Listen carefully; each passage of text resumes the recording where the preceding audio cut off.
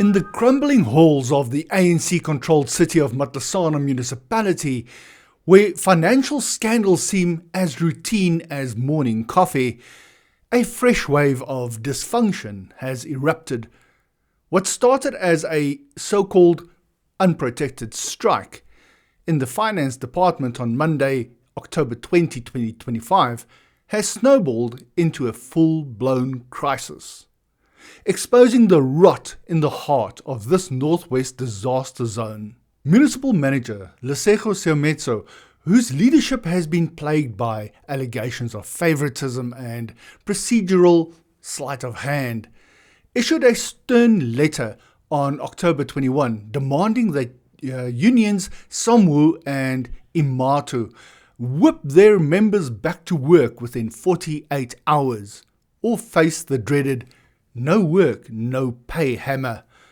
But let's be real, in a municipality drowning in corruption probes and financial recovery plans, who can blame the workers for finally snapping? At the core of this mess are the suspensions of two treasury officials, Sibusiso Sekwati, a lowly clerk in the expenditure division, and Raymond Serame, a senior clerk.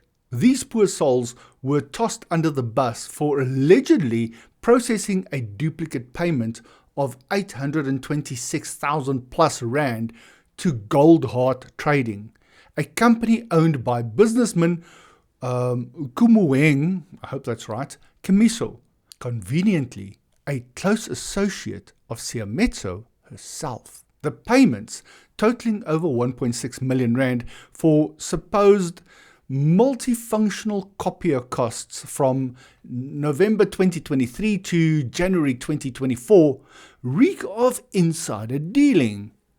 The first payment on April 29, 2024, brazenly bypassed the Provincial Executive Representative, the PER, oversight required under Matlosana's laughable financial recovery plan. Seametso allegedly routed it straight to the expenditure team, then doctored documents for a second approval days later. Workers aren't buying it. They're chanting that Seametso approved both transactions and is now scapegoating juniors to cover her tracks. This isn't some isolated blunder in an otherwise pristine operation. Matlosana's finance department is a hotbed of graft, with Chief Financial Officer Mercy Phetla at the center of a separate 6 million rand scam. Between September 2023 and January 2024, the cash-strapped municipality funneled millions into variegated Pty Limited for services that never materialized, only for the loot to splash out on luxury rides like a Porsche, Range Rover and a Maserati and a Merc somewhere in there. But these cars are unverified, and who they belong to no one really knows at this stage. It's all a mess, and we are waiting for the Hawks and the NPA, who swooped in with a 2.7 million rand asset freeze on September 26, 2025, targeting the vehicles allegedly bought with embezzled funds. We are waiting for the 27th of October to see what these cars actually are and who they belong to. Phetla, along with cronies like Tietso Sebetlela and Josephine Tsemane, faces charges of fraud, corruption and money laundering, with a court date looming on October 27. Opposition parties like the DA and the EFF are howling for Phetla's suspension to be tabled in council, but the ANC-dominated municipality is dragging its feet, claiming they've initiated the process by reporting it, yeah, right, after the damage was done. Meanwhile, the strike has turned Klerksdorp into a ghost town of bungled services. Invoice processing? Stalled. Payroll? Teetering on the edge. Budget handling? Forget it. Residents are getting slammed with incorrect disconnections from water and electricity, only to be turned away at the finance offices by security goons enforcing the lockdown. And get this, it's account finance billing week. Prime time for rates and taxes to be processed. With everything frozen, billing errors are inevitable, piling more misery on ratepayers already fed up with the ANC's endless service failures.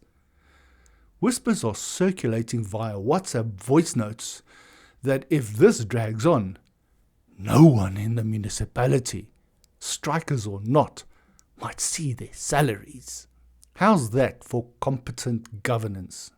As of October 22 morning, the unions hadn't bothered responding to Seametso's ultimatum, and no mediation seems in sight.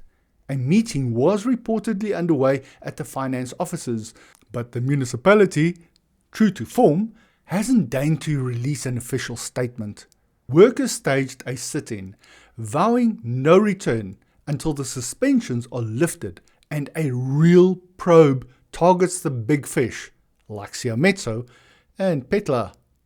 Community groups are demanding a forensic audit, but in this ANC fiefdom, where impunity reigns and provincial interventions are just window dressing, don't hold your breath. This developing fiasco is yet another nail in the coffin for Matlosana, a municipality that's been hemorrhaging credibility amid duplicate payments, ghost services, and luxury car sprees, all on the taxpayer's dime. If the ANC can't clean up its act here, it's a stark reminder of the broader municipal collapse under their watch. Stay tuned. With court dates approaching and tempers flaring, this powder keg could explode any day. So what do you think of this mess? Let me hear your thoughts in the comments. If you found any value in this video, please do like, share and subscribe, and I will catch you in the next one.